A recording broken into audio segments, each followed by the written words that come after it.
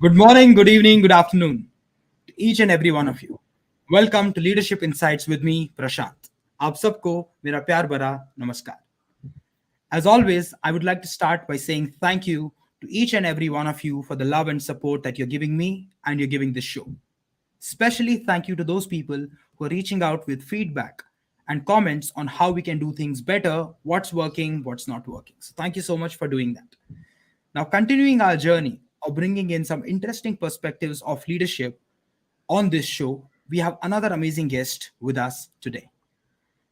Our guest is an accomplished business leader with over 30 years of experience in managing and coaching young leaders and getting things done by delivering strategic customer experience initiatives, driving operations excellence, and reimagining products and services in airline and airport business. He has worked with top two airlines in the world, Singapore Airlines and Qatar Airways, and with Jet Airways in India. Currently, he is the Chief Operating Officer of Bangalore International Airport Limited. Working overseas and managing multiple cultural teams in United States, Russia, India, Middle East, Europe, and Asia Pacific has given him extensive hands-on experience in customer service and customer service innovation and also in operations management, business strategy, sales, marketing, human resources, and financial administration. So he's someone with a lot of experience and very diverse experience. Now that's the highlight. He's also very passionate about coaching and mentoring young leaders of today, and that's one of the big reasons for him to be on this show today because he wants to add value and he's very passionate about it. So without any further delay, let's welcome our today's guest, Mr. Jayaraj Shanmugam. Hi, Thank Jairaj. you. Very good morning. Welcome Thank to you, Leadership. Prashant. Good morning to you and good afternoon here in Singapore. Yes. Good afternoon. How are you doing? I'm good. I'm good. Like I mentioned to you a couple of days ago, I came to Singapore on the Friday morning. And so yesterday I took a break. I haven't seen my family for about 2 years. Since the Okay. pandemic broke out in Oh, yeah. March 2020, I've not been home. So finally, after 2 years, I came back home yesterday. So it's good to be home and it's great to be on your show as well. Thank you Thank so you much. for asking. I'm glad you're back home. 2 years is a very long gap to not see your loved ones physically. And Right. I'm sure it must be overwhelming in many ways for everyone in the family to get together after 2 years. But the good news is things are getting better. It seems Yes. like we are at the endemic stage, hopefully, and things are looking much better.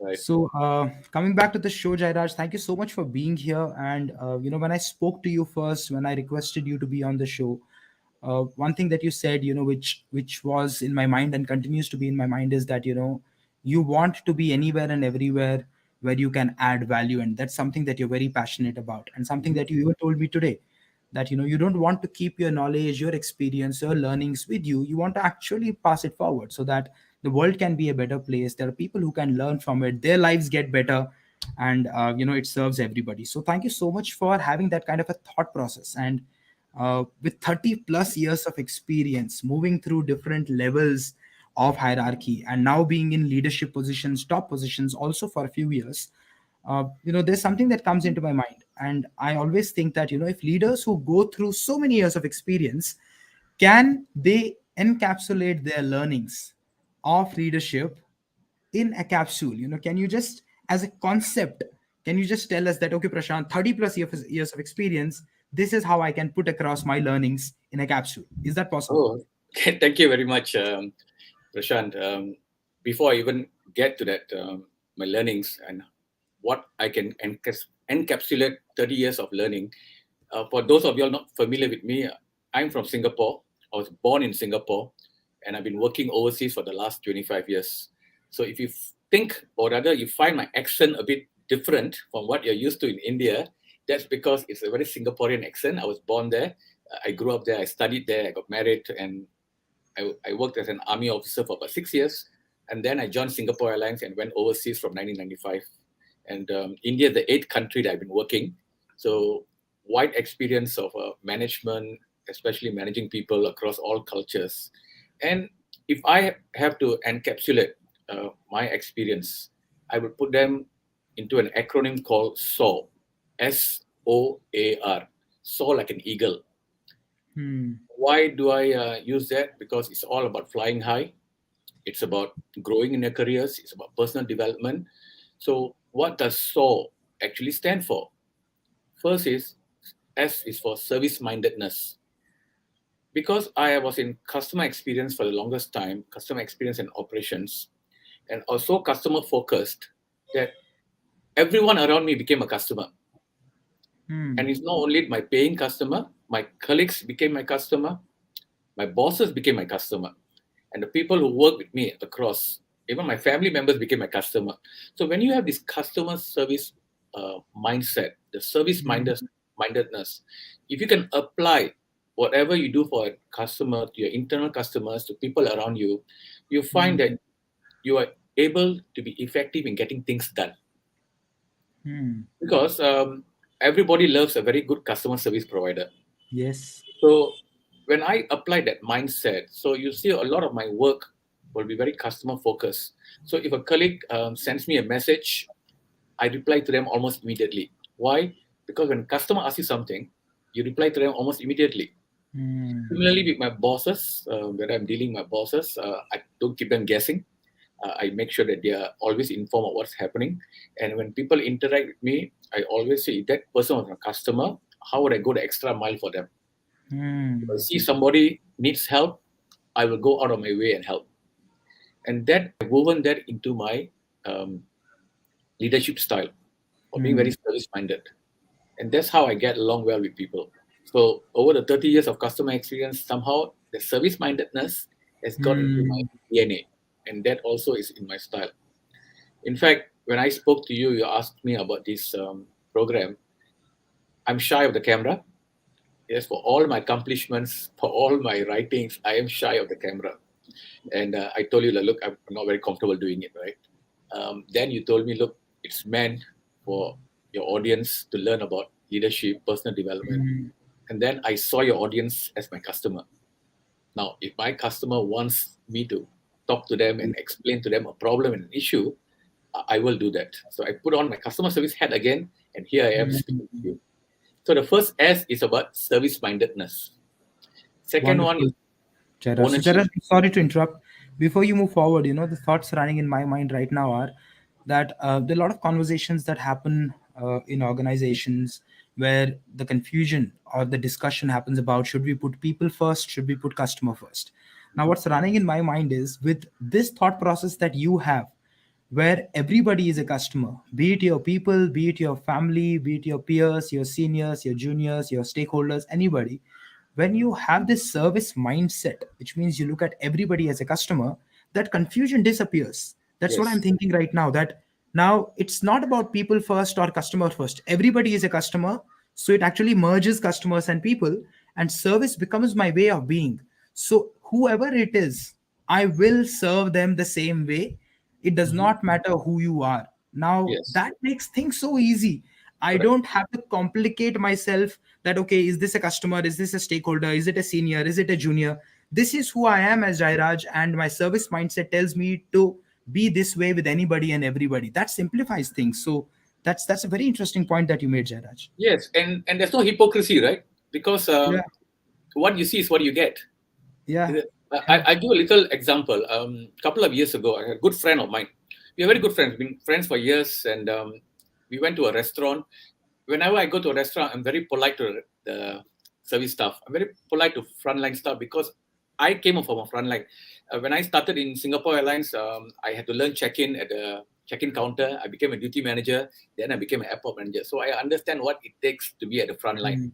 So I'm very respectful of frontline staff, frontline service staff. I'm always polite. I address them by name if they have a name tag. So so she made a mistake, right? And my friend started firing her. I stopped him. I said, "You can't do that." He said, "No, Jayaraj, these people are need to be fired and all that." Needless to say, from that day onwards, we are no longer friends because I cannot accept that you be nice Mm. to me and not nice to somebody else. Mm. I cannot accept that. That's hypocrisy for me. Mm. If you're a customer service person, you have a customer service mindedness, you have to be pleasant to everyone you meet. You have to be nice. Mm. You cannot be mean to people. It's Mm. just not you.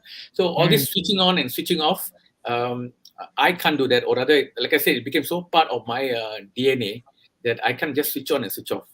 Everybody I see is a customer for me, right? So I have this tendency to see things from the other person's point of view. And Mm. so, going back to organizations, there's no such thing as an external customer, internal customer. Very often, Mm. what happens is that people draw a distinction. Customer comes first. But hey, who is this customer? Imagine in an organization, everybody treats themselves as customers, internal Mm. customer service. So customer first means even if a person who's several rungs below you sends you a message, you still Mm. reply to them, no? I get irritated by people who only reply when the bosses send a mail or when Mm. you see a certain name. Let's say Jayaraj sends a mail, they will reply on time. Jayaraj manager sends a mail, they'll take their 2 3 days to reply. That's the kind of attitude that I put a stop to wherever I work. I make it very Mm. clear, guys. My colleague who's talking to you is as important as I am because they're also trying to get a job done, no? They're also Absolutely. trying to get a job done. They're also trying to make a living. They're also trying to excel at what they do. Absolutely. So if every one of us treat each other as customers and don't have this thing about hierarchy, grades, titles, the organization will be very successful in really delivering the level of service and excellence that the external customers expect. So that's Absolutely. S for you, the S of SAW. Coming back, Yes. in case people join later, Prashant asked me to encapsulate my 30 years of working experience into some short um, concept. So I'm talking about SOAR, SOAR, first one service. Second is ownership. Think like an owner. You see, when you think like an owner, when you take ownership of issues, you find that your whole mindset changes about your work. Yes, you may end up doing extra work, but your bosses will notice your efforts. When you say Mm. think like an owner, what does it mean? Think like an owner means owners don't say, that's not my job. Mm. Owners don't say things like, that's not my department. You please talk to the other department. Owners don't say things like, forget about it. If it doesn't, forget about it. It's not my job. Let somebody worry about it. They will Mm. never speak like that. So I am a firm believer, or rather, I've been very much influenced by Stephen Covey, Seven Habits of Highly Effective People. I Mm. first did that program in 1999, and that stuck with me. The Seven Habits of Highly Effective People stuck with me. And I consciously applied everything that I read, and I've done his program since then, and I applied all seven habits, right? And I think if I'm effective today, or rather if people think I'm effective today, it's because of Stephen Covey's Seven Habits of Highly Effective People, and one of Mm. them is taking ownership. When I was in Singapore Airlines back in the 1990s, we had this program called Transforming Customer Service. Mm. One of the key pillars of that project, or rather that campaign, was taking ownership of the customer. Taking ownership of customer means if a customer comes to you as a problem, with a problem, you don't go and send them, go and check the person, or you call my hotline, or you write in. They will try to own the problem and they Mm. resolve it. And that Mm. stuck in my mind for years about taking ownership of a problem. So Mm. as a leader, or even if you're an executive listening to me now, if you're an up and coming executive, you want to stand out at work, um, you want to make sure your bosses notice you. Don't say things like "That's not my job" or Mm. "That's not my KPI." Right? If something needs to be fixed, you see something is wrong, you take ownership and fix it. Right? Mm. Maybe look, somebody may not notice it. You may not get the rewards today because your bosses didn't really notice it, but it doesn't matter. When you start doing it, it becomes part of your life. It becomes part of your Mm. DNA. People will notice that you are Mm. different.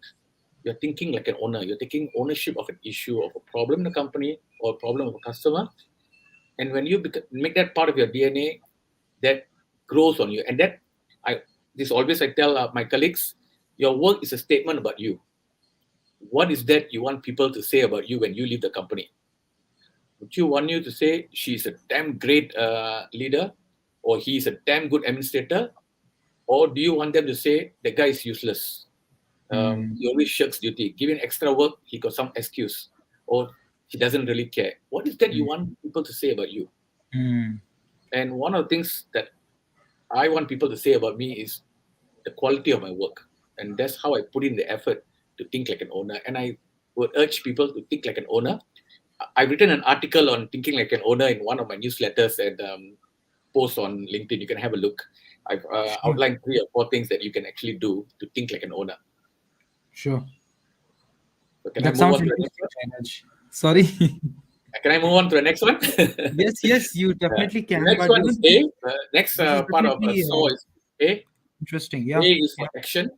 Okay, Mm-hmm. now everybody can talk. I can talk. You can talk. We all can talk. But very Hmm. few people can take action and get things done. Hmm. Be seen to be taking action, and that's what I do. I always get things done. Um, I'm very much task oriented. That means if you give me a job to do, I get it done. Hmm. And you know something, as a leader, I'm telling you now, I don't have all the answers to all the questions, and that has always been my attitude. I don't have the answers to all the questions. Um, Many years ago, I went for an interview. So I was moving from my aviation business to another industry altogether. So the person asked me the typical question: "You are from this industry and you're coming to our new industry. How will you cope? How will you know? What do you know about the industry?" So my answer was, if you ask me to build a rocket, I will tell you I don't know how to do it. But what is my strength? I'm Hmm. able to find the best rocket builders around. I'm able to mold them into a team and I'm able to deliver that rocket. That's what Hmm. my strength is. It's not about whether I know how to build a rocket, but whether I'm able to motivate people, I'm able to build a team, I'm able to coach and mentor people to give the best output. And that's Hmm. what I think you're looking for in a leader. Needless Absolutely. to say, I got the job. Okay, so it is not about domain knowledge. It is not about whether you know stuff or not. It's about how we manage people. It all comes down to Hmm. managing people and letting them, teaching them how to take action. Hmm. Because at the end of the day, words are cheap, deeds are dear. Hmm. Always remember that. And if you want to understand what it is, the acronym is really WAC a DAC. WAC, WACDAD. Words are cheap, deeds are Cheap. dear. Right? Nice. Always remember, you're judged for your output, you're judged for the actions you take, and the Hmm. completion of tasks, not for Hmm. what you say you'll do. It's what you Hmm. will get things done. So that is the third part of my experience I've learned. Final one is the R, which I think is more important. Is the most important of whatever I've said so far. It's about relationships. No matter Hmm. what business you are in, whether you're in telecoms business, whether you're in the engineering business, whether you are aviation, transport, logistics, whatever it is, always remember it is first and foremost a people business. Hmm. Relationship building with your peers, Hmm. relationship building with your bosses, relationship building with the person below you.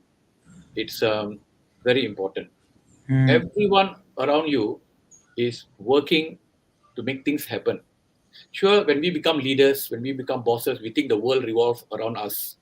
Hmm. Believe me, many of us know, and we leaders know, and I'm telling you the secret. We know that if we are removed, we can be replaced by another person.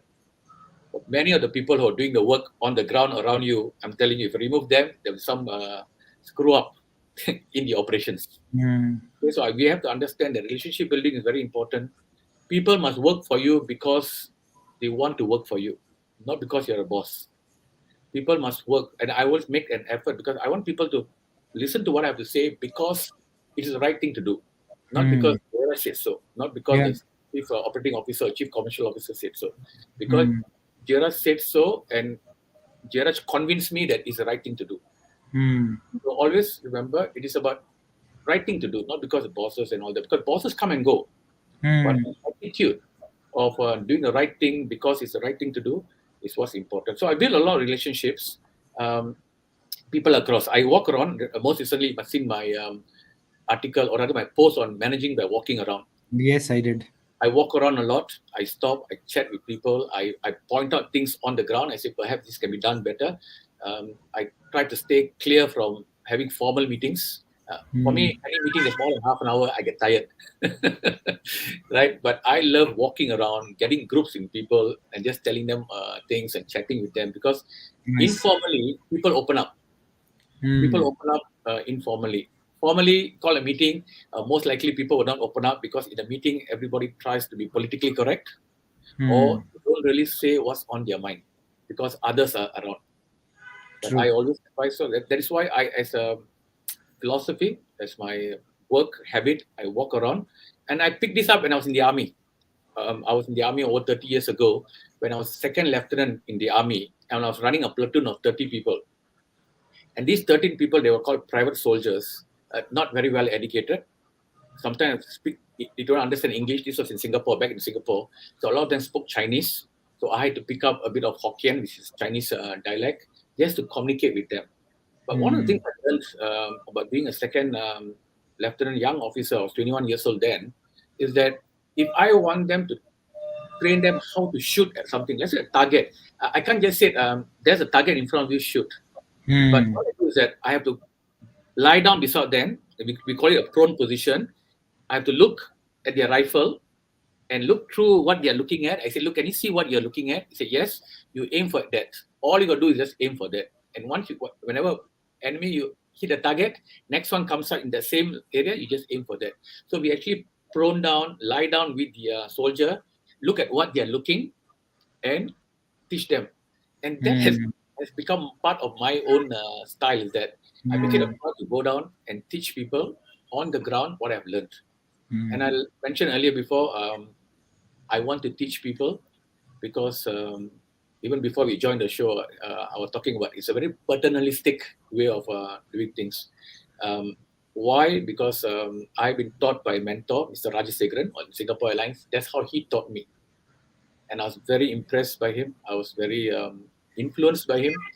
So I have this paternalistic view about my colleagues that I want them to prosper. I want them to do well.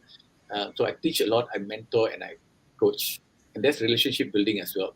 So SOAR, so if you want to fly high, have a service mindedness towards your own colleagues and everybody around you.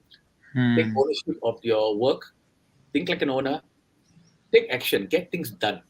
If you be Hmm. noticed, get things done. Finally, relationship building. Everybody matters. Respect everyone. Let me give you a little story that perhaps your audience may not have heard.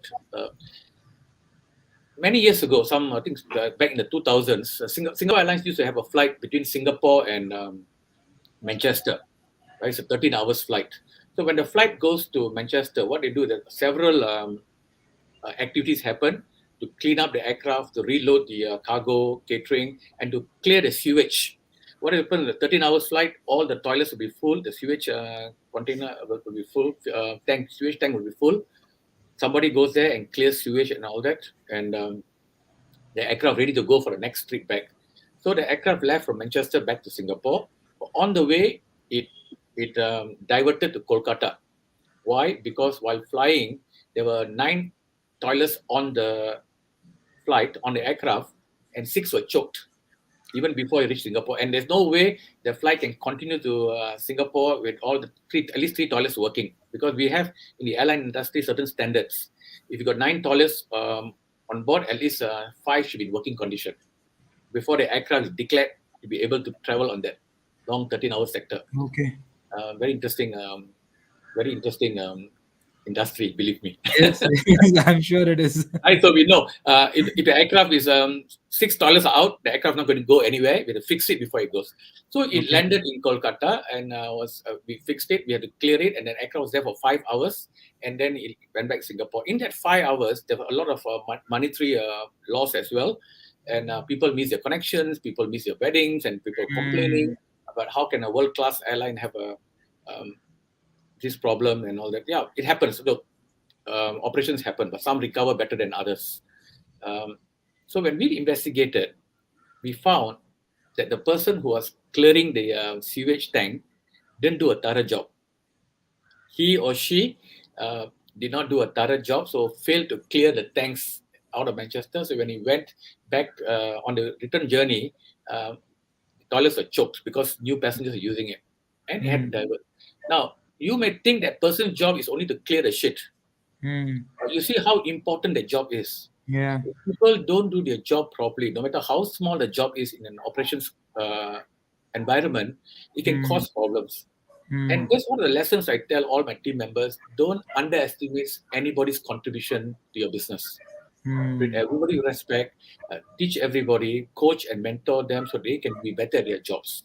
And Hmm. this is just an example of relationship building and understanding the entire thing about SOAR and how to fly high. I hope that was I was Yes, able to it was definitely helpful. encapsulate. Absolutely. A very beautiful concept. And you know what I liked about this concept was that it's very holistic in nature.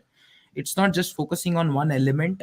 If we look at it, everything falls in it. Service mindedness is something that you can adopt across throughout your life, across areas of your life. Then you look at ownership is something that you can apply across all areas of your life. If you look at action orientation, you can apply it across all areas of your life. Then you look at relationship. So when we are talking about leadership, we are also talking about leadership as a way of being uh, in your life, so that the element of hypocrisy that you spoke about earlier does not have a place, because that's who you become as a person. So it shows up wherever you are.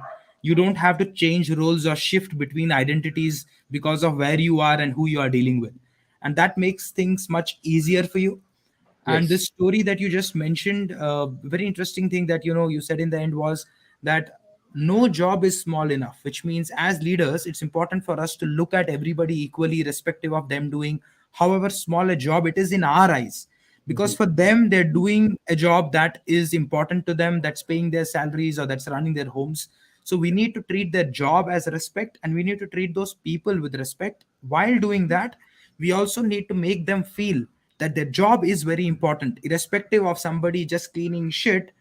You have to make them feel that you're doing something extremely important. You need to appreciate what they're doing, you need to acknowledge what they're doing, because a lot of times people doing these kind of jobs which we look at as small also don't get appreciated and recognized for what they're doing. So they also start looking at their job as a very small thing, that what am I doing, like what big deal, there is a plane, there is a pilot, there are air hostesses, there are engineers, there are, like, what is my job, I am coming and getting shit clean. But if the leader of that person actually acknowledges and recognizes that person, saying that great job done, because of what you did right, this flight can safely travel to 13 hours flight, and 300 500 people can meet their 300 500 families safely on time, they can attend whatever they're going for because you did your job right. So thank you for doing that. Yeah. Now that And is powerful, right? If yeah, a it leader is sees powerful, that. right? You have to give as a leader. I mean, this is a topic about leadership insights. As a leader, you must give a sense of purpose to your team Hmm, members.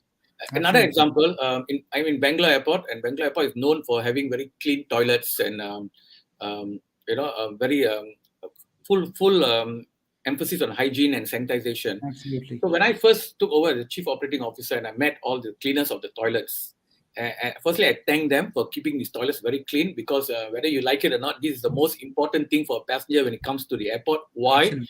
Because look at where the airport is, and somebody who leaves their house, say somewhere from Whitefield, it takes an hour to get to the airport. And if they want to go to the toilet, they need to hold it until they get to the airport.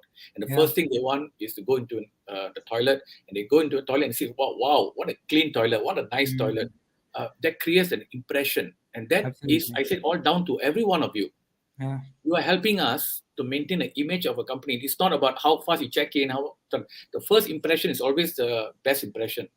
So I told Absolutely. them, thank you for what you're doing and how important you are to create the best first impression. And I would recommend all leaders, I would like to advise all leaders, give everyone a sense of purpose, go down to the ground, Hmm, give them a sense of purpose, why they're doing what they're doing, and how are hmm, they um, improving, or rather, they are contributing to that reputation of that brand.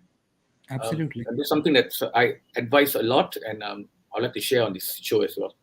Thank you. Thank you. And I think SOAR as a concept is really important. Everyone who's listening to us right now, or if you watch the recording later, think about it with depth, that, what each element of SOAR, from service mindedness, ownership, action orientation, and relationship, could mean. And how can you apply it on yourself first before applying it on other people? Think about it. How can you apply it on yourself as a person? You may not necessarily be in a leadership role. Apply it as a person on yourself, be a leader or not be a leader, and see how you will become a leader, irrespective of you having that position or designation or not. Now, that's very interesting. And one thing that came into my mind, I had heard it somewhere, was that if you go to somebody's house and everybody's trying to impress guests that we Mhm. have a clean house, so everybody, Mhm. everything is decked up, the hall, the living room, everything. But if you actually want to know the reality of that person, as soon as you enter, just excuse yourself and say, can I use your toilet? That is the time when you will actually get to know how they really are, or how they really Mhm. live as people before you actually came in as a guest. So thank you for sharing that story, Jairaj. Now, moving forward, and there is so much experience that you carry, especially the diversity in your experience, where you have worked in 8 different countries and you worked for so many years. So there are so many people that you have dealt with, or different cultures, genders, ways of being, ways of living. Now, I have a question in my mind on that. Before we do that, quickly acknowledging few comments that are coming our way, to see what people are saying. There's a festival in India that we have today. It's called Basant Panchami. So yes, happy Basant Panchami to everybody. Uh, Thank you. uh, Mona Lisa says, in 15 years, if 15 years earlier somebody had asked you what is leadership, what would your answer be? No, same for me. It has not changed. Like mentioned, I became a leader, an army officer at the age of 21. It's about taking care of those under you, making sure that they are better than when you first found them. And that's always been my definition of leadership, is caring for the people around you. And Hmm. caring can be anything, taking care of them or making sure that they become professionals. Or I mean, today, over the years, we have a lot of concepts, right? Empathy, EI, um, transactionalness. There are a lot of theories about leadership, a lot of theories about man management. Basically, my leadership, or rather, what I believe is that treat others the way that you would like to be treated. Hmm. If you don't like somebody shouting at you because you made a mistake, and all none of us like, right? So you don't do that. With And others. that for me is how you build, grow up to be a leader that everybody wants to emulate. Everybody, because why are we so mean and nasty to our fellow people? Sometimes Hmm. we are stressed, we are pressured. A couple of days ago, I was doing some evaluation, some psychological evaluation. Not a couple of sorry, a couple of weeks ago. Um, and one of the things was that they asked me, do you get stressed? Do you get pressure? Do you feel stressed and start throwing tantrums? I said, people who work with me, I said, you can do a reference check. You can, all the way of people who work with me, they all will tell you that nothing phases me. Hmm. I don't throw tantrums. I don't get angry. Look, where I came from, and where I am today. The number of pressure, the number of stress that I had to go through is Absolutely. unbelievable. Before I joined Bangalore Airport, I was working in Jet Airways as the chief commercial officer, and you all know Jet Airways closed down. The last 3 months before the airline finally closed down was probably the toughest time of my entire leadership journey. Hmm. It was really tough, high pressure, but that's a chat for another solution, another day, right? But I did not let that affect me, because what happens is that when you as a leader, when you show pressure, you find that you show you stress and it overcomes you. Your people below you will lose confidence in you. Hmm. Or other they be shaken. They will be Yeah. shaken if you show um, that you have been affected by the pressure. Hmm. So, coming back to your question, it's a long answer to a nice question. What is leadership 15 years ago? What is leadership today? Nothing changes. You treat people the way that you would like to be treated, and you always care for the people, not only you are leading, but everyone around you. Hmm. Leadership is about being a good human being, effective human being, and getting things done. Great. Super.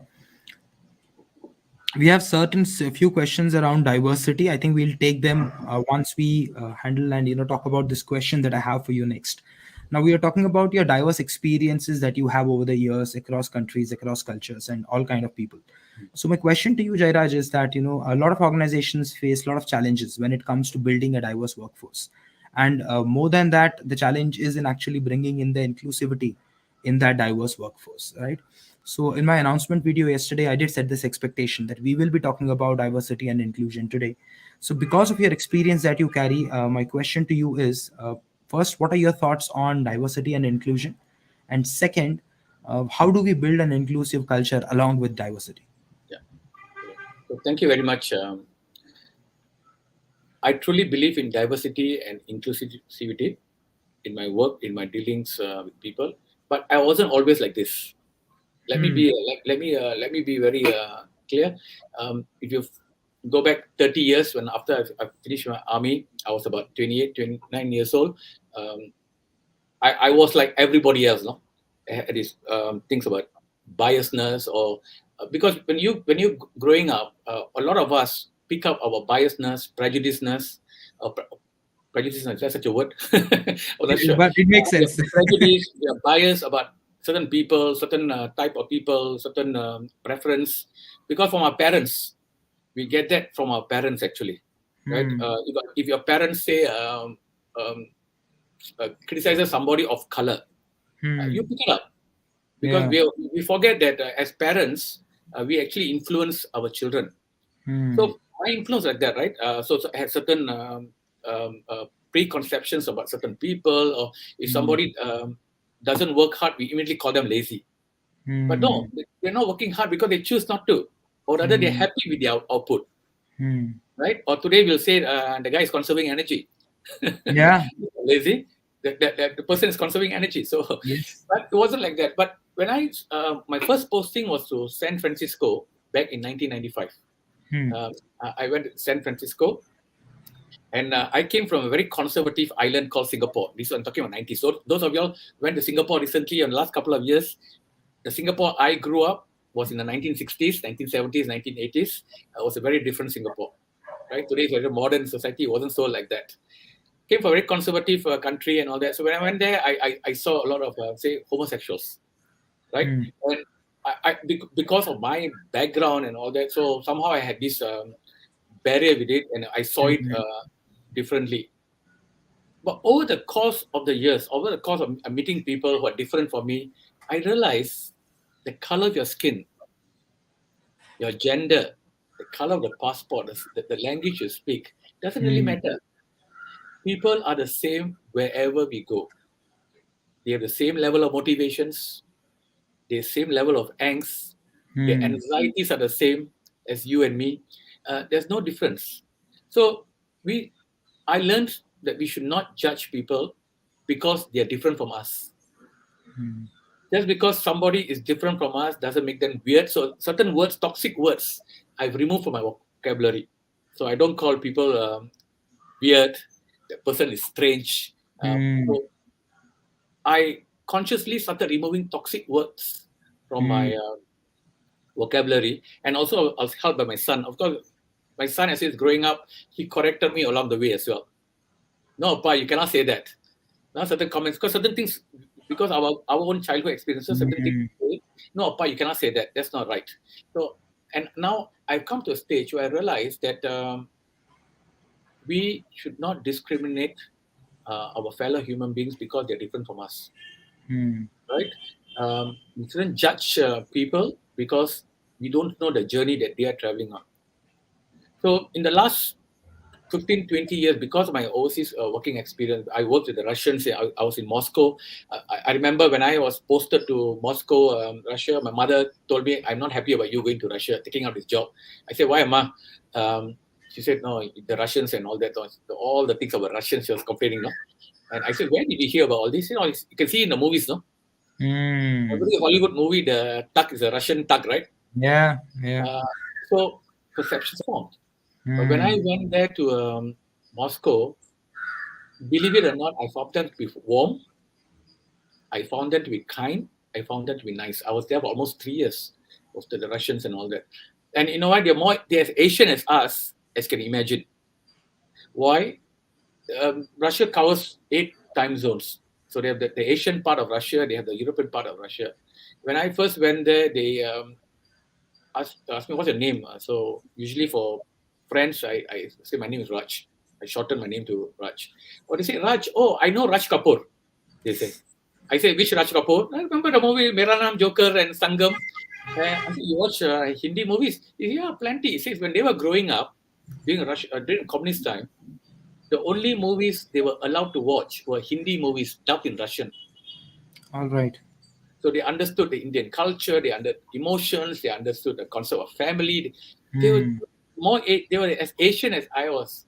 But imagine, before I went there, before I saw them, it's always like I read about them in the media, about their behavior or whatever it is. Yeah. Communism is bad because we have been conditioned by That way. what we read Yeah. or what people have told us.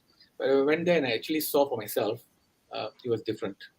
And similarly, all the other places, I worked in Auckland, New Zealand. I worked in Zurich, in Switzerland. I worked in Qatar, where I managed over 60 nationalities.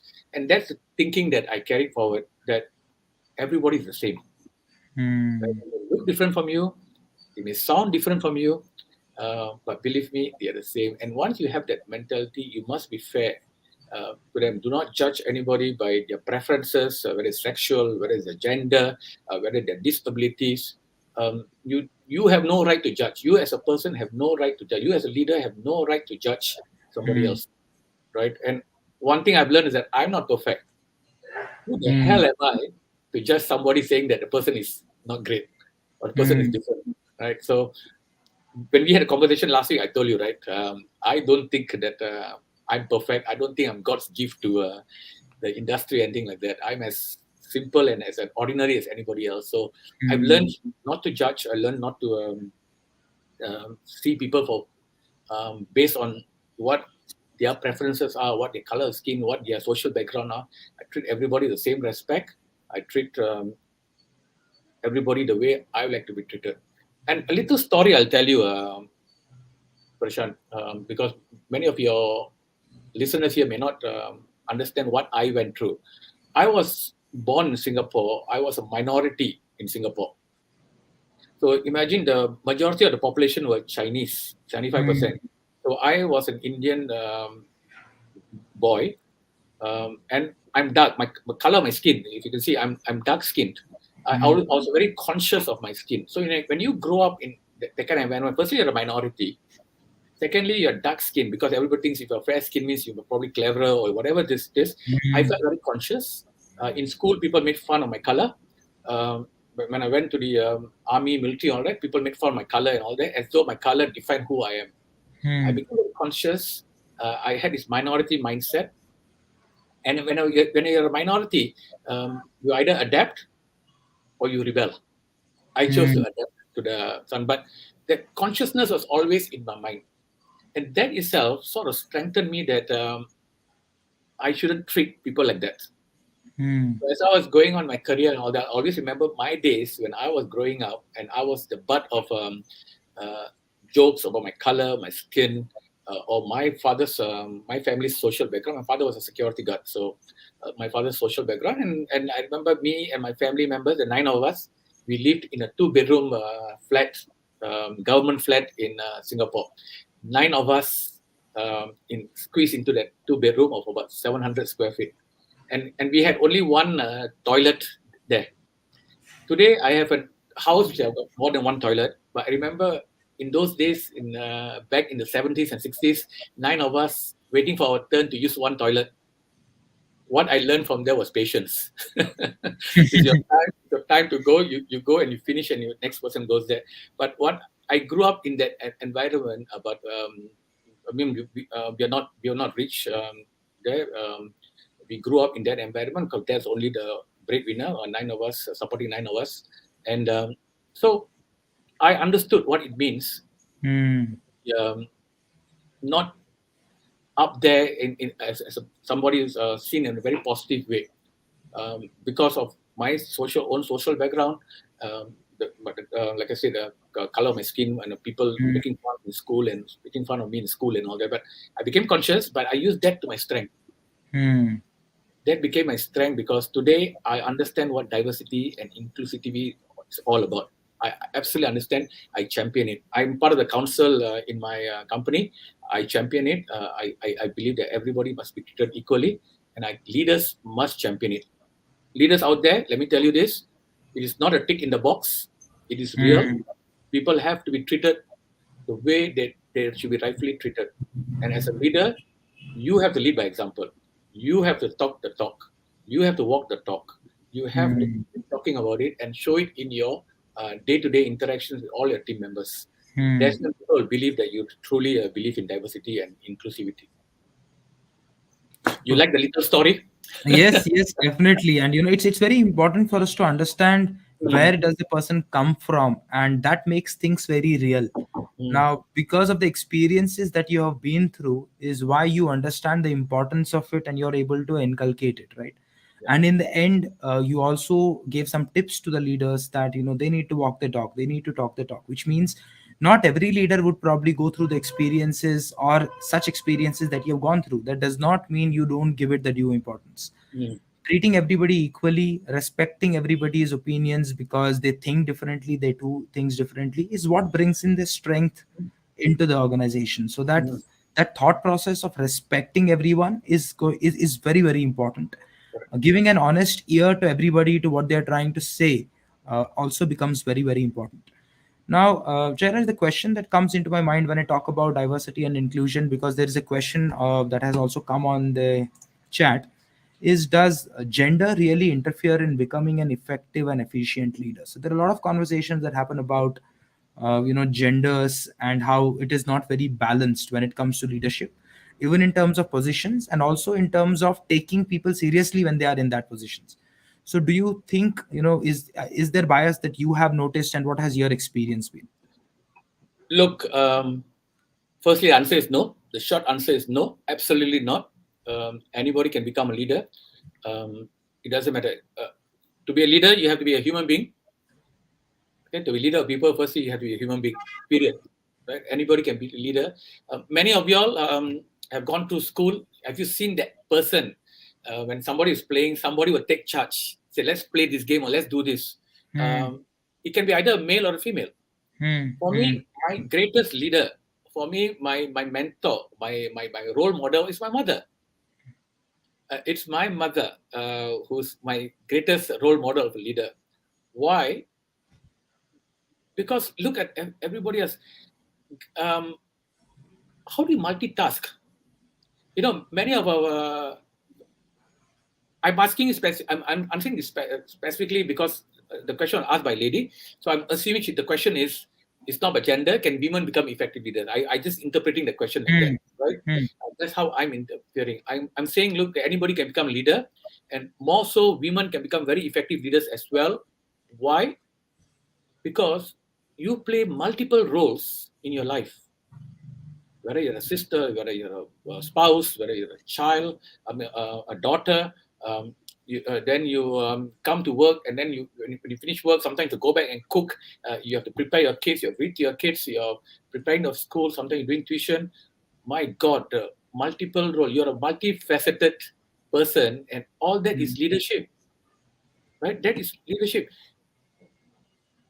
For you leaders out there, whether if you think and I'm talking to both genders here, if you think you don't have leadership qualities, go and write down, journal everything you do on a daily basis. Hmm. You will find that you are doing leading. If you're a father, if you're a mother, you're a leader. You are a leader. The question is, are you an effective leader or efficient leader? I think that's the question. Effective, right? Hmm. Effective and efficient is a definition that you have to decide what makes you effective and efficient. Hmm. If you're working in an organization, are you contributing to the outcome that you have been given? That makes it effective. But that itself, I don't see it linked so much to leadership. You can have a leadership quality. So let's talk about leadership quality because most executives, you're efficient and effective in meeting your KPIs. Hmm. But in order to be effective leader, ask yourself this question. And this is something that 20 years ago somebody asked me this question. I'm asking you the same question. When you leave your organization tomorrow, Hmm. will you be missed? Hmm. Ask yourself this question. When you leave your organization tomorrow, I say, I quit. Will you be missed? Hmm. If your answer is yes, you are doing a damn good job that people will miss you. Of course, there'll be people who say people are indispensable, you can be replaced. Yes, you will be replaced. Somebody will come in and replace you. That goes without saying. Organizations are like that. But will you be missed? Will people still Hmm. talk about your style? to talk about your leadership style, the way you led them, the way you spoke to them, the way you made them feel comfortable in your presence. Um, People cannot replicate that. People can replicate KPIs. People can replicate objectives. People can deliver results, but not many people can deliver the feelings that you make others feel about you. And Hmm. that, I think, makes a very effective and efficient leader. Anybody can deliver results, my friend, but very few can make you miss them when you leave an organization, or even when you're no longer in a leadership role. Ask yourself, that is what efficiency and effectiveness is all about.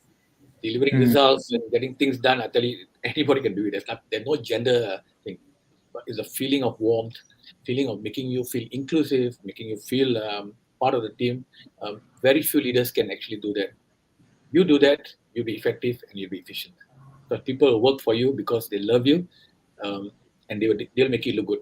Today, I'm here where I am, not because I'm good, my strength is the way I take care of the people. They make me look good. If I'm if I'm invited here by Prashant to talk about leadership, it's not that I'm a damn outstanding leader. No, my team members make me outstanding. Hmm. You don't go around telling everybody you're a leader. I don't go around telling everybody leader. My team members say I'm a leader, and that's Hmm. what it is all about. It's not about you saying you're a leader. It's not about you saying how good you are. It's how good people say you are, and that's what Hmm. effective and efficient. So no, gender is not a criteria for leadership position in the first place, because every one of us are capable of becoming a leader, and it is not a criteria for effectiveness and efficiency. If anybody tells you that, tell them you're absolutely wrong and prove to them that you know you have what it takes. A bit of Well said, Jairaj. Well a said. And passionate I think, resource.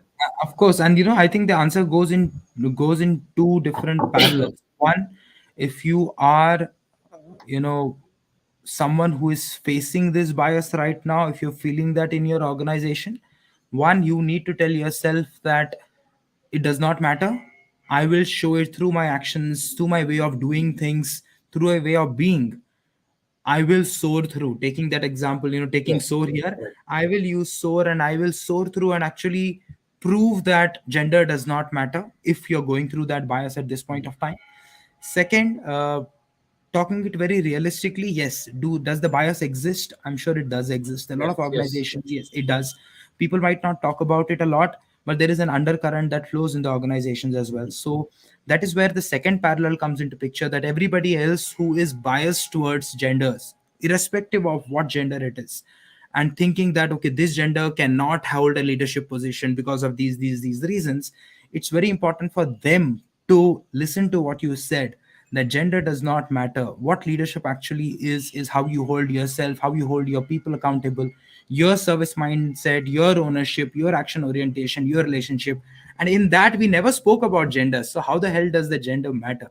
Correct. So it's important for people who are going through the bias to understand this, that it does not matter, do hell with it and just prove myself and go out there. Not even proving myself, going out there and being my best. The journey will take care of itself. And people who are actually creating that bias, it's important for them to understand that you're creating an indifference in the organization which has no place and no logic behind it. Anybody can become a leader, anyone can perform well, anyone can lead people, anyone can lead an organization. So I think that was very vital in what you said, Jairaj, in both ways. People going through the bias, experiencing it, and people who are actually creating that bias, both need to listen to what you said very carefully. And over the course of my 30 years of experience, and like I say, I worked across the world, some of the best leaders I've seen were not men. Hmm. And okay, Hmm. so let me be very clear with you. So gender doesn't really matter. Absolutely, it does not. Great. I hope that answered your question, Neha Kiran. Thank you so much for asking that question. Now, moving forward, the third question that I have in my mind is again on your experience. Now that Mhm. you have 30 years of experience, you told us about what journey you went through in your personal life and then how your professional life started. Now, one element as a person, keeping the leadership position aside, keeping everything aside that you have achieved through over the years, as a person, just as Jayaraj Shanmugam, have there been times when you have experienced doubts, where you're like, probably I'm not enough, I will not be able to do it, this is not me, what will people think? And this is in your journey so far, And do you still experience doubts today after becoming who you are today? So, two parallels to this question as well. And how do you handle it? The answer is yes. Do I have self doubts? Do I have self doubts every day? Can I do this? Can I? Am I good enough to do this? These are questions I ask myself because it is not about. Um, and I don't think it's negative because many people are driven by to chase success. Many people are driven to chase success, which is I've seen that when people ask me what drives you, what drives me is a fear of failure, All right. right? Okay. So I have this even as growing up, see, I told you, right? I came from a family. I won't say we were in poverty, but we didn't really have the necessary luxury trappings of life that I saw my friends or my cousins all having it. For me, I didn't want to end up like that. Hmm. I needed to make sure. Because for me, if I had to end up like that, I'm a failure, and that Hmm. drove me. And the thing about this is that okay, because I didn't want to fail, I make sure that I put in the extra to become extraordinary. So every time something new comes out, if can I do it? I always have a self doubt, and then the first question is, can I do it? Am I good enough? The answer will be maybe not, but this is what you can do. So I have the Hmm. two voices in my head.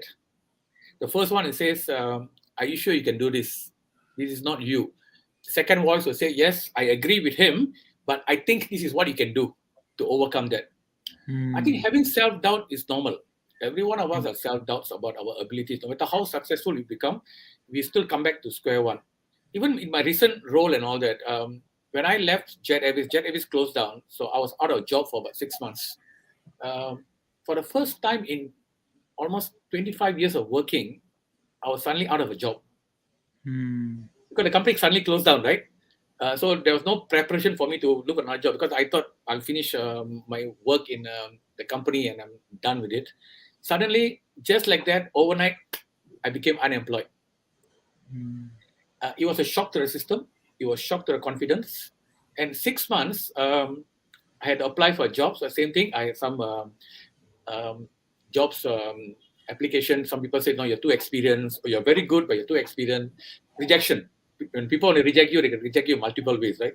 So I faced rejection for 6 months, um, and my confidence began to dip.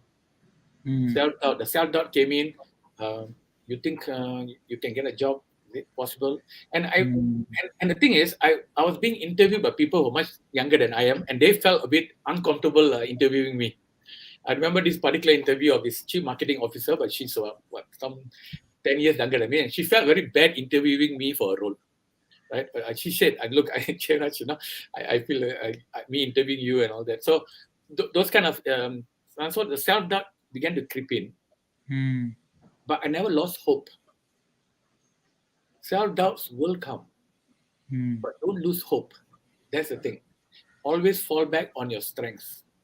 My son always tells me, my son Arun, he's studying, and he always tells me, whenever you lose hope, he tells me, in fact, he talks to me a lot because he knows the self doubts that I go through sometimes, even at my work, or even there's one couple of years ago in 2016. I wasn't in the C suite yet, and the C suite role opened up. And then he asked me, Dad, why don't you apply for it? First thing I said, I'm not sure whether I'm good enough. 'Cause I never saw myself in that role. I'm good at what I do, but I don't see myself in that. Say, what is the worst thing can happen to you? They're going to tell you no, and then that's it. You must learn to accept rejection. So Hmm. don't have self doubt. Just give it a shot. If it doesn't happen, doesn't happen. You go back to the drawing board. But if you have self doubts, you'll find that you will not even make the first step. So, answer to your question, yes, I have self doubts all the time because I have a fear of failure. But I also have a voice in my head saying that, yes, you are probably inadequate in this area, but this is what you can do to make yourself adequate and go forward again. So, all leaders, they will now admit it because we have to come across as being confident. It's like Hmm. a movie, right? It's like a movie. Actors, celebrities, in real life, they're different. When they come on screen, it's a screen image. So, a lot of us leaders Hmm. are like that. We have a screen image. We have an image that we have to, so we have to come across as being very confident, no self doubts, true belief in our capabilities. But believe me, I can tell you, everyone of you, I have no fellow leaders. I know people like me. A lot of them are like me. We have our self doubts. We have our sometimes deep in confidence. We have our setbacks. We have a problem with rejection, right? But how do we overcome it? There's one Mm. thing you want to learn from me is prepare, prepare, and prepare. If you have a self doubt yourself, then prepare yourself, no, to overcome that whatever thing you're missing. Today, I Mm. was telling Prashant, he told me to log in at about 10:45. Was it 10:45? No, he told me log in at I 10:45. asked you for 10:45. Yes. 10:45, which is about 15 minutes before it started. Because I was doing this for the first time with Prashant, because the first time I'm doing a podcast with someone, a host like this, I logged in 1 hour earlier because I didn't want to spend the 50 minutes and thing fails. And my very first attempt at speaking to him starts late, and I disappoint people who logged in on time. So I started 1 hour earlier. And if you go to my LinkedIn page, you'll see my banner. It says, "Don't be ordinary," because Mm. the thing about ordinary and extraordinary is the word extra. And doing the extra, believe me when I tell you, it doesn't take a lot. It Mm. doesn't take a lot. I can tell you, I'm a very ordinary person, as ordinary as can be. And I know what I'm talking about because I know myself better than anybody else. But Mm. I always did that little extra to be noticed by my bosses, to be noticed by my peers, to be noticed by people, to take notice, to be noticed. When I say don't be ordinary, I'm like a father telling my son or telling kids around the world, why be ordinary when you can be extraordinary? And I'm Mm. telling you now that extra does not take too much effort. Think about it. Think about what I told you about Saul. Think about what I've spoken to you. You find that no big deal. You too can be, you can grow in a career, you can develop, you can be whoever you want to be. Self Mm. doubt or no self doubts. Don't let your self doubt stop you. That's the message I have for you. Thank you, Prashant. Super. Thank you, Jairaj. So things that are coming into my mind now that are staying with me are: one, you spoke about fear of failure. You know how you channelized fear of failure to work in your favor Mhm. rather than it actually working against you. A lot of people actually, let fear of failure go against them, and the reason they don't act, the reason they don't move Mhm. forward, they don't actually jump in where they know they should, is because of fear of failure. But what I found very useful and interesting in what you said is how you channelize that same fear, saying that I'm not fighting that fear, but I'm going to channel it in a way where it actually pushes me to actually prepare. It pushes me to question what are my strengths, what are my areas of weaknesses, what do I need to work on, that I am going to jump in and I am going to take that action. And I liked what your son said, that what's the worst that can happen? The most, what will happen? They'll say no or they will reject you. That's all that can happen, right? So go and jump in, just prepare. Mm. That was very interesting. And then we moved on and spoke about the four letter word which is damn powerful, which is hope. Mm. We should never lose hope. A lot of people look at hope as not very hopeful, but hope is very powerful. If we look at things positively, that it can turn in my favor, and not only focus on rejection and focus Mhm. on saying that I'm preparing, so there are chances that I will get through it, and that's my hope, and that's what pushes me to prepare more. So that's very powerful that you said, which was hope. Then we moved on, and in the last you said something interesting again. What did you say in the end? Fear of failure. You spoke about hope and Self doubts. something. Everybody has self doubts. Yes, you said everybody has doubts, and they will remain with you. They will continue to be with you, irrespective of what positions you carry. And Mhm. you spoke about the screen image that a person carries. That if I'm at a designation as a role, there is a role that I'm playing. So a lot of leaders carry that screen image where they would seem like they have everything under Under control. control, and they are act like action heroes who can take on anything. But the truth is, they're also going through their own journey of self doubt, their own journey of questions that they're asking themselves. Mm. But because they have understood how to handle it, they have understood how to channelize their fear, because they are hopeful, because they are preparing and they're working on their weaknesses and going ahead and taking that action, is why you see them as superhuman. Yeah. Otherwise, that ordinary and extraordinary that you said, what they're doing is just that little extra. There is Yeah. nothing else that they're doing, just that little extra. And So, Like, Yeah. just sorry for interrupting, but one of the things I say, leaders, when you see leaders, they're like ducks in the water. They do look very calm and serene, but if you go below, they are paddling like crazy, right? Yes. So leaders are like that, right? You have to give that image there, but that paddling is actually all the self doubts, fear of rejection, fear of failure. That is the paddling the ducks are doing. But up above, what you see is that very serene ducks are just floating in the water, and that's what leadership is all about. Great. That definitely brings in a lot of strength to anyone who is just joined an organization, or if you're looking to be a leader, or if you are in a position where you're looking to make a career change, or you're looking to move up the levels in your organization, and you're doubting yourself that I don't think I'm ready to take that. Who am I to take up that position? There are so many doubts that I'm going through. It's good to know from an extremely senior and experienced leader that leaders at this level also go through those doubts. So what you're going through is normal. That's just about being human. Now what you need to do is shift your perspective, that how do you use your fears to actually push you forward rather than pull you down. How do you actually look at hope rather than that fear of rejection? And how do you actually work on your weaknesses, prepare, and go and jump in and see what happens, because doubt will never go, but you can Yeah, change the way that you relate with doubt. I think that can be changed.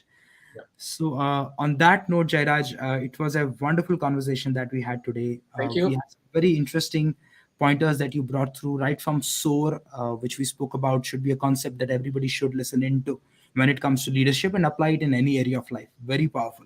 Then we moved on and spoke about diversity and inclusion, of how a leader should talk the talk, should walk the talk. The gender does not matter, who you are, your color, your race, your religion does not matter. You're there for a role. Your capabilities matter, what you bring to the table matters. So if you're somebody who is going through that kind of a bias, it's important for you to break free and just go and give out your best. And if there is somebody who has that bias in their mind for others, let that bias go, break it down, because it's not serving you, it's not serving your people well, it's not helping anybody, because it's an unnecessary bias. It holds no validation, no importance at all. And then we moved on to understanding doubts. You will always have them throughout your life, irrespective of what position you are in, what age you are in. But how you deal with it, how you move from fear to hope, how you actually prepare and still jump in and take that action, is what will matter and get you results and take you from ordinary to extraordinary. So that's how I would sum up our conversation Thank you. today, Jairaj. So before Yeah. we say goodbye to you for today, is there anything else that you would like to add as an ending comment? No, I think thank you for the opportunity, Prashant. Like I said, this is the first time I've gone on a podcast with somebody. I like camera shy. Again, you earlier I said right, Jayaraj, if you have done so much, you have reached that level. You're still camera shy. It is because at the end of the day, no matter who you are, there is that person inside you who's a real person. Sometimes the person doesn't come out. Right? The Absolutely. person, because it's all a facade, right? But my advice to all of you is that every one of you can be a leader. Um, be human, care for others. Um, don't judge people. You don't know the journeys that people are going through, so don't judge them. Don't have prejudice. And if you are biased about somebody, um, ask yourself why you're biased. Don't forget, if you're biased about somebody, it's actually your problem, not that person's problem, right? So something wrong with you, not with that person. Very often we externalize, no, something wrong with the other person. No, if you think somebody's Absolutely. doing something wrong with you, how you are looking at it.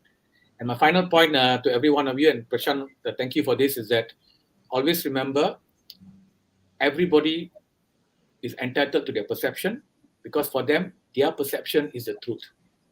Hmm. And if you want to know if somebody once asked me, Jairaj, what is your superpower? If you were a superpower, what is your superpower?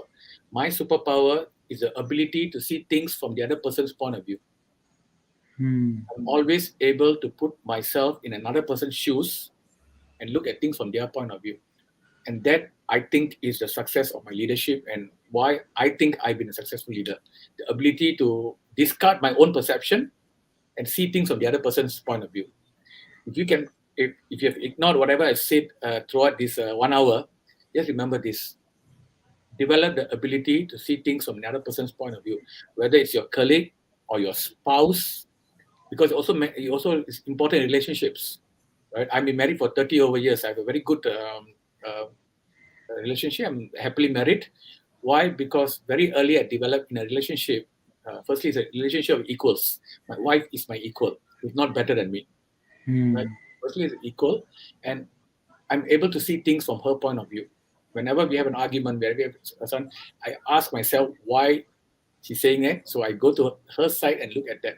And I hone the Hmm. skills by dealing with my wife Hmm. in comes to work and all that. So always learn to look at things from other person's point of view. You'll be surprised at what you find. You'll be surprised at what an effective leader you will be. Thank you very much. Absolutely, Jayaraj. Wonderful pointers, and thank you so much once again for being here. Okay. And Thank you very much. See you the then. first Have a good time weekend. that you come Thank you. online live. So thank you so much for doing that with us on our show and bringing so many learnings to all of us. Thanks again. And Thank you thank very you much. everyone who's watching this show today. Thank you so much as always for your love, for your respect that you actually give us through the time that you give us on the show, and everybody who's watching it in recording. Thank you so much for your time once again. And as I always promise that I will keep coming back to you every weekend, and I'll try to bring in different perspectives from people who have seen life, who have seen leadership, and who can bring out something which can change our lives, to change the way we are being, to change the way that we're doing things. On that promise, I wish you a very happy weekend, a very happy Basant Panchami for everyone in India. You have a great weekend. I'll see you next Saturday at 11 a.m. with another amazing guest. Take Thank you very care. much. Bye. Thank you, Jairaj. Bye.